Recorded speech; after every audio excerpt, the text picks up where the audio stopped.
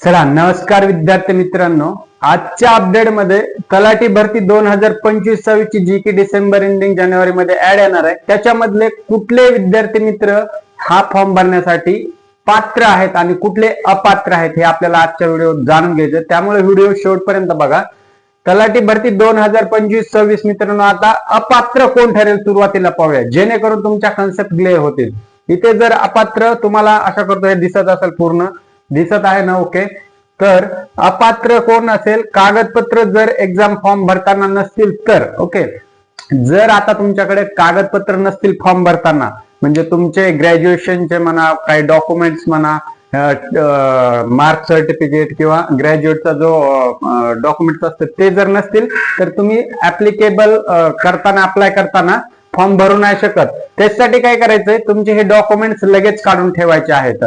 कारण की आता ऑनलाईन फॉर्म भरत असल्यामुळे आपल्याला काय करावं लागतं, तिथे डॉक्युमेंट्स अपलोड, स्कॅन करावं लागतं. त्याच्यामुळे इथे डॉक्युमेंट असणं खूप आवश्यक आहे. जर नसतील तर तुम्हाला इथे फॉर्म भरण्यास अपात्र ठरू शकता. आता दुसरा पॉइंट आहे वयोमर्यादा संपलेला विद्यार्थी मित्र. ज्या विद्यार्थी मित्राचं वय संपलेलं आहे, म्हणजे आता साधारण वयाची अट काय आहे, 18 ते 38 वर्षापर्यंत, आणि आरक्षणानुसार काही प्रवर्गातील विद्यार्थी मित्रांना वयाची सूट सुद्धा दिलेली असते. परंतु जर तुमचं वय 18च्या खाली असेल आणि 38च्या वरती असेल, आरक्षण सोडून म्हणत आहे, म्हणजे आरक्षणाला ऍप्लिकेबल जे असाल ते भरू शकतात. पण ओपन कॅटेगरीमध्ये असेल तर 38 पर्यंत तुम्हाला फॉर्म भरता येतो आणि वरती आरक्षण ज्यांना लागू आहे ते विद्यार्थी मित्रांना तिथे सूट असते, म्हणून ते फॉर्म भरता येऊ शकतो. पण तुमचं जर वयोमर्यादा ओलांडलेली असेल तर तिथे फॉर्म भरण्यास तुम्ही अपात्र ठरू शकता, हे लक्षात घ्या. परंतु आता एक मुद्दा इथे काय आहे, जर समजा तुमचं 18 वर्ष कंप्लीट होण्यास एक 4-5 दिवस बाकी आहेत आणि त्या डेट पर्यंत, फॉर्मच्या लास्ट डेट पर्यंत जर तुमचं वय 18 वर्ष कंप्लीट होत असेल तर 100% तुम्ही इथे फॉर्म भरू शकता मित्रांनो. ठीक आहे, फक्त ही अट लक्षात ठेवायची आहे. तर तिसरा पॉइंट आहे 2 पेक्षा जास्त अपत्य असलेला उमेदवार किंवा विद्यार्थी मित्र, तो या परीक्षेचा फॉर्म भरण्यासाठी अपात्र ठरू शकतो. इथं हा पॉइंट नोट डाऊन करून घ्या किंवा लक्षात ठेवा. त्याच्यानंतर चौथा पॉइंट आहे विद्यार्थी मित्रांनो, महाराष्ट्रातील रहिवासी असणं खूप आवश्यक आहे. कारण महाराष्ट्र शासनाच्या या व्हॅकन्सीज आहेत. सो महाराष्ट्राचा रहिवासी असणं इथे 100% कंपल्सरी आहे. कारण की इथे डोमासाईल नॅशनॅलिटी लागते, ज्याच्यावर तुम्ही महाराष्ट्राचे रहिवासी असल्याचा पुरावा असला जातो. आणि हे डोमासाईल नॅशनॅलिटी सुद्धा लेटेस्ट लागेल, कारण की ज्याचं जर एक्सपायर झालेलं असेल तर ते चालणार नाही. म्हणून हे पण सुद्धा तुम्ही काढून घेऊ शकता, जेणेकरून तुम्हाला फॉर्म भरण्यात काही अडचण येणार नाहीये. त्याच्यानंतर 5वा पॉइंट आहे मित्रांनो, पदवी सर्टिफिकेट नसेल तर. जर तुमच्याकडे तुमचं ग्रॅज्युएशनचं सर्टिफिकेट नसेल तर तुम्ही इथे फॉर्म भरण्यास अपात्र ठरू शकता, कारण की तिथे ऑनलाईन सिस्टीम असल्यामुळे तुम्हाला ते कंपल्सरी 100% लागेल मित्रांनो. त्याच्यानंतर 6वा पॉइंट आहे पदवीच्या लास्ट इयरला असलेला विद्यार्थी मित्र.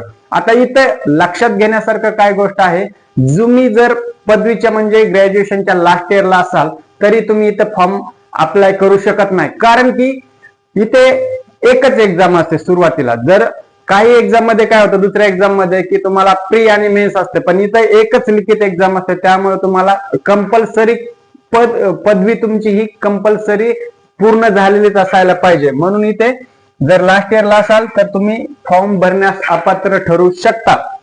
त्याच्यानंतर 7 नंबरचा आहे गुन्हा नोंद असलेला विद्यार्थी मित्र किंवा उमेदवार इथे फॉर्म भरण्यास सक्षम असू शकतो किंवा राहू शकतो. कारण की पोलीस व्हेरिफिकेशन सुद्धा होतं, डॉक्युमेंट व्हेरिफिकेशन, आणि विशेष म्हणजे ज्यावेळेस आपण फॉर्म भरत असतो त्यावेळेस फॉर्म मध्येच येतं की तुमच्यावर काही गुन्हा नोंद आहे की नाही. त्यावेळेस इथं अडचण येऊ शकते. म्हणून जर तुमच्यावर काही गुन्हा नोंद असेल तर त्यावेळेस सुद्धा तुम्ही फॉर्म भरण्यास अपात्र ठरू शकता.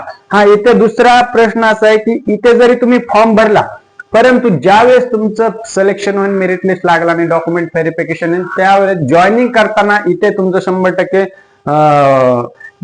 क्लिअर गुन्हा नसलेलाच तुम्हाला त्या ठिकाणी उमेदवार सरकारला पाहिजे असतो. म्हणून इथे गुन्हा जर असेल तर तुम्ही फॉर्म भरण्यास अपात्र ठरू शकता. छोटी मोठी जर चौकशी असेल जी की क्लिअर होणार असेल तर 100% तुम्ही इथे भरू शकता. पण जरी तुम्ही चुकून बाय चान्स तुमचा फॉर्म पास झाला तर पुढे तुम्हाला इथं जॉईनिंगच्या वेळेस अडचण येऊ शकते. म्हणून जर काही गुन्हा असेल तर तो लवकरात लवकर क्लिअर करायचा आहे. त्याच्यानंतर 8 नंबरचा पॉइंट आहे विद्यार्थी मित्रांनो, सरकारी नोकरीतून डिसमिस. आता बरेच कॅन्डिडेट असे असतात की काही गव्हर्नमेंट पोस्ट वरतीच असतात, पण काही कारणास्तव ते डिसमिस झालेले असतात.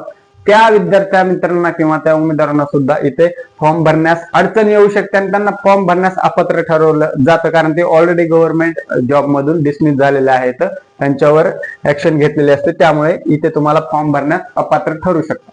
आता 9वा पॉइंट आहे, सॉरी, हे सरकारी नोकरीतून डिसमिस झाल्याच्या नंतर इथे सुद्धा अपात्र आहे. आता पात्र कोण विद्यार्थी इथे फॉर्म भरू शकतात, हे झाले अपात्रतेचे पॉइंट, कोण भरू शकत नाही. परंतु आता कोण भरू शकतं हे सुद्धा जाणून घेणं महत्वाचं आहे, कारण की आपल्याला फॉर्म भरायचा आहे आणि आपलं करिअर सेट करायचं. आता वयोमर्यादा तुमची क्रायटेरियामध्ये बसत असेल, तुमचं वय जे नॉर्म्स नुसार जर ठीकठाक व्यवस्थित असेल, त्यावेळेस तुम्ही इथे फॉर्म भरू शकता. म्हणजे एजचा क्रायटेरिया तुम्हाला लागू पडतो इथं वयाच्या आतमध्येच, म्हणजे त्या लिमिट पर्यंत तुम्ही फॉर्म भरू शकता. आता इथे मराठी भाषा येणं, लिहिणं, वाचणं आणि बोलता येणं खूप आवश्यक आहे, म्हणून मराठी भाषा सुद्धा अनिवार्य आहे. जर तुम्हाला नसेल तर शिकून घ्या, कारण की इथे मराठी भाषा सुद्धा मित्रांनो तुम्हाला लागणार आहे, अनिवार्य आहे 100%.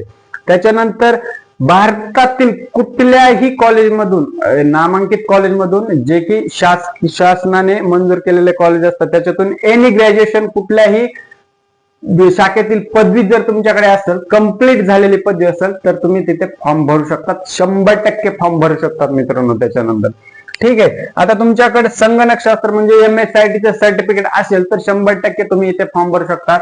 हे काय कंपल्सरी आहेच असं नाही, पण जर असेल तर अतिशय बेस्ट आहे मित्रांनो. MSIT संगणकाचं ज्ञान आणि त्याचं सर्टिफिकेट असेल तरी तुम्ही फॉर्म भरू शकता. परंतु त्याच्यासोबत पदवी ही कंपल्सरी आहे, फक्त सर्टिफिकेट असेल तर असं नाहीये, पदवी कंपल्सरी लागणार आहे.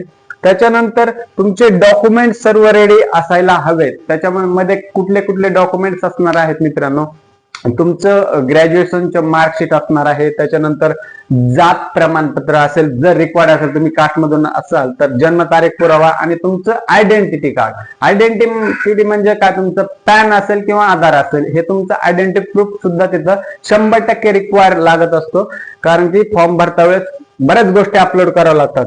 ठीक आहे, आता त्याचा अभ्यासक्रम काय असेल सहसा, आता पात्रता अपात्र बेसिक एक मिनिटामध्ये सांगून देतो. 3 ते 4 सब्जेक्ट असतात इथे. तुमचं असतं जनरल नॉलेज, मराठी, इंग्लिश आणि तुमचं रिझनिंग, मॅथ. ओके, या 3-4 सब्जेक्ट असतात ज्याच्यावर तुम्हाला अभ्यासावर फोकस करून बाकीची प्रोसेस क्रॅक करावी लागते मित्रांनो. तर ह्या गोष्टी 4-5 पॉइंट, कोण पात्र कोण अपात्र, ह्या तुम्ही नोट डाऊन करून घ्या आणि आपल्या विद्यार्थी मित्रांना, मित्रमैत्रिणींना शेअर करा, जेणेकरून त्यांना याच्याबद्दल माहिती होईल. आणि तुम्हाला तलाठी भरती परीक्षेसाठी खूप खूप शुभेच्छा. काही डाऊट इश्यू असेल तर कमेंट बॉक्स मध्ये कमेंट करा, 100% मी त्याच्यावर उत्तर देण्याचा प्रयत्न करेन. जय हिंद मित्रांनो, धन्यवाद, राम राम.